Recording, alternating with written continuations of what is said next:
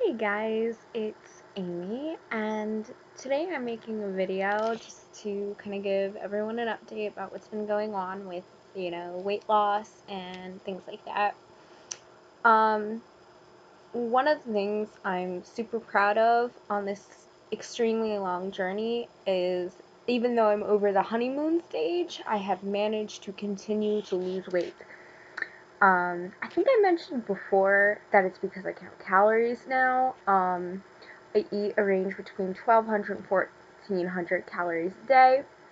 1,200? Yeah. I was like, hold on. Numbers. But yeah, and I love it. Gives me the freedom to eat what I want. It teaches me how to weigh and measure my food, which I think is super important if you're trying to lose weight, surgery or not. It's important to know what you're eating and weigh and measure things out. Yeah. And also pre-planning. So today I happen to know that my sister is going out for sushi and she's gonna pick me up some sushi. So I looked on their menu and I found the sushi that I wanted and I logged it.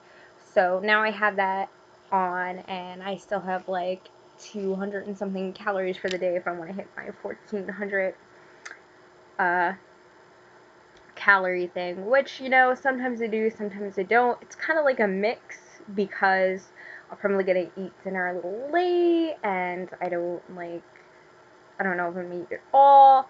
That's kind of the funny thing now is that I don't, even if it's a sushi roll, I can't normally finish one sushi roll. I'm normally two pieces away. In the beginning, I couldn't even eat half a sushi roll. I remember one time eating two pieces of sushi and being like, okay, I need to stop. Actually, that happened not too long ago, but it was the pieces of rice and this fish on top. It was actual sushi, not a sushi roll. And I think they have another name for it, like nigiri or something.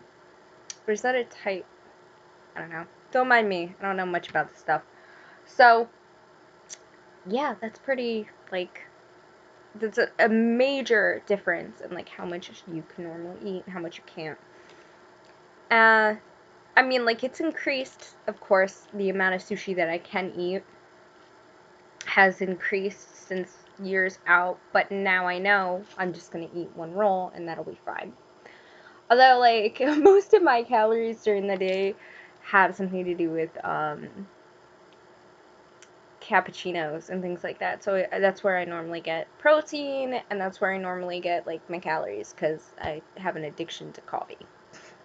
Cappuccinos, exactly. Cappuccinos and latte. I don't like plain coffee, which probably means I'm not as much of a coffee connoisseur as I think I am, but whatever. It doesn't really matter to me. Whatever. I got a cappuccino right here, so I'm good. I also just switched a lot of things out that I would normally eat. So I, cut out heavy cream or cream of any kind, or in general just fat milk. I don't normally only drink skim. 1% is kind of if it's the only thing we have in the house, yeah, sure, I'll drink it. And almond milk, lots of almond milk lately, which for someone who was in surgery, they have sweetened and unsweetened. I drink the sweetened, I count it, so I'm pretty good with it. But if you are not really in the mood to count calories and are well, but I really want to make that switch to almond milk for whatever reason, maybe because it's just lower in calories, or maybe because you want to go vegan, they do have unsweetened. It's very low in calories. I think it's 30 calories per cup, but the sweetened is 60, and then there's sweetened vanilla, and that's 80. So yeah. And of course, weigh and measure, because it doesn't matter if you dump, none of this calorie stuff will matter if you're just pouring a whole glass and you're just whatever. But yeah, the reason that I've been able to continuously lose weight is because I'm very careful with the amount of food I eat, what I eat, and why I'm eating. Because I still struggle with emotional eating, but this forces me to if you're gonna emotionally eat, you better choose something that isn't gonna bring you over your calories. I also have like this thing. I use the Lose It app to count calories, which just makes it like super easy to count calories. And at the end of the week, they tell you like how much you didn't eat regardless, so how much you saved up. So normally it's about probably 600 calories, because I tend to like save that. I normally eat 1200 calories and that eventually saves. I've had tiny tummy days where I've managed to only eat like 900 calories per week. That was a shitty week. I don't know why. I don't know what caused my eating to like be that low, but I just didn't want to eat.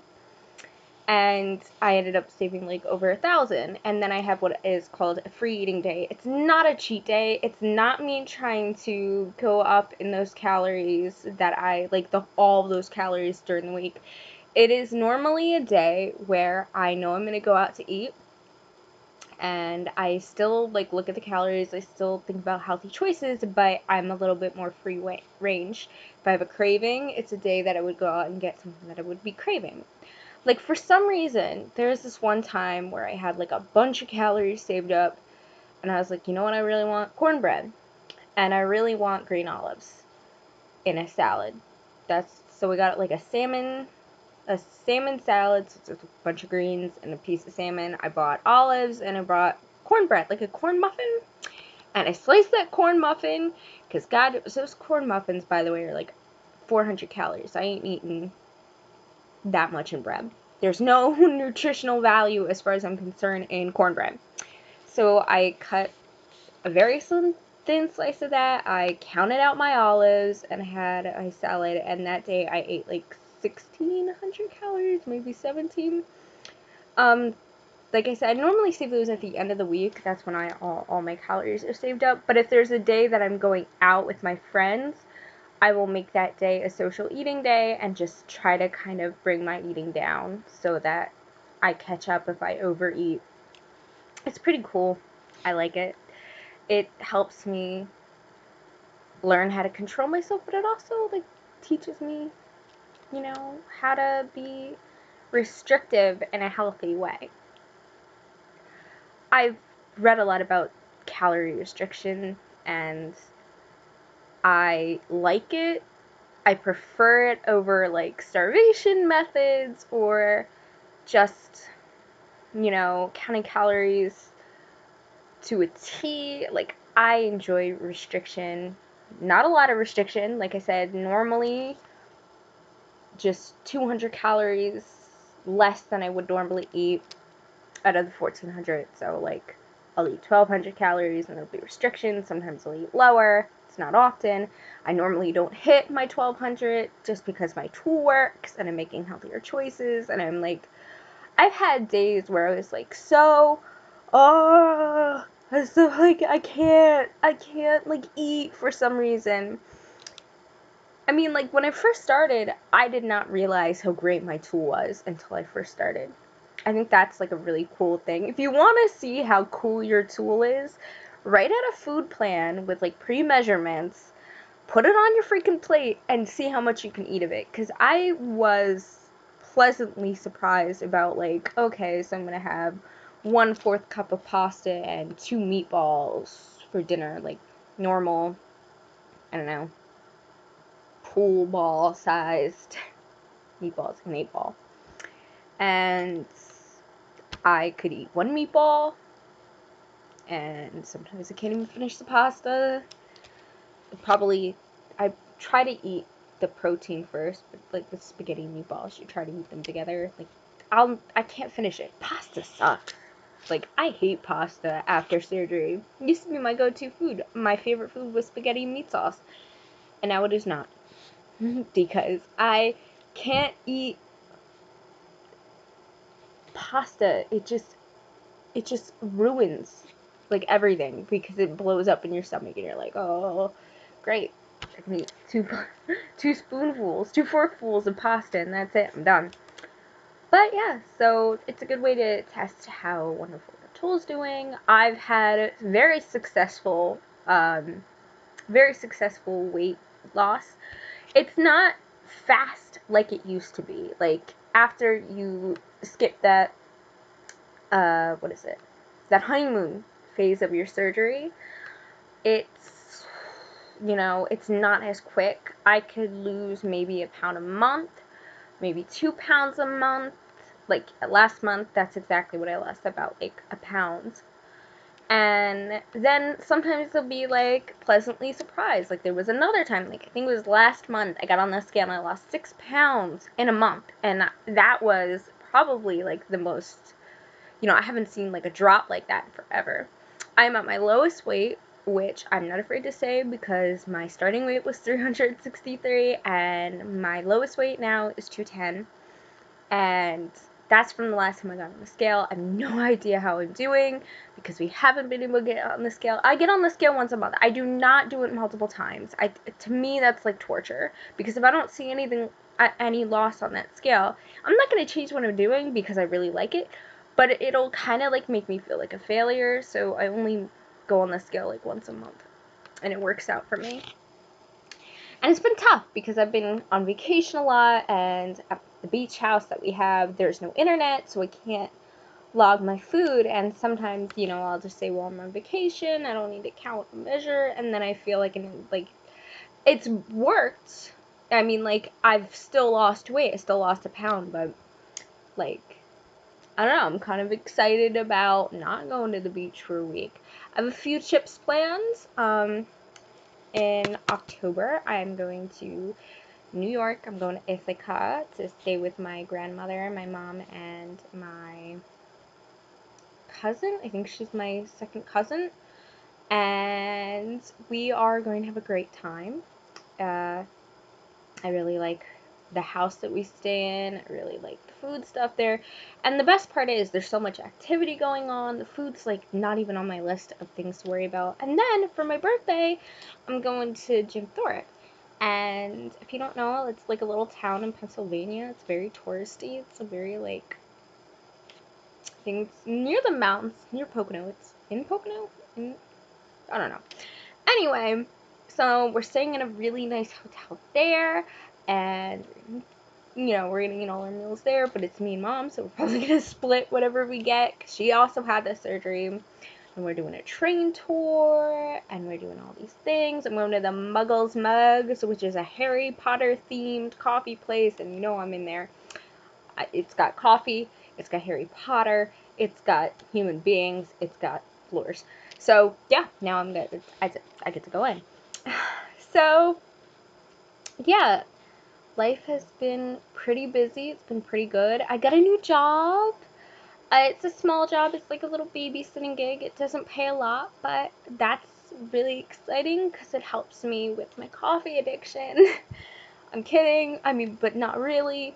It helps me have a little money, helps me do more activities with my friends. It helps me plan out events a little bit more, so I'm really excited about it. Yeah, so this is a little bit of the update that's going on. So again, I went from 363 pounds to 210. Before I started counting calories, my lowest weight was 215. And then I had a regain after my breakup with my fiance. Don't worry about it. Don't worry about it. And after some events came on, my sister gave birth. I had to move out of my old room and into a new room. Plans changed. I have a bee infestation that I'm still kind of dealing with. Hopefully not. Maybe we fixed it. I don't know.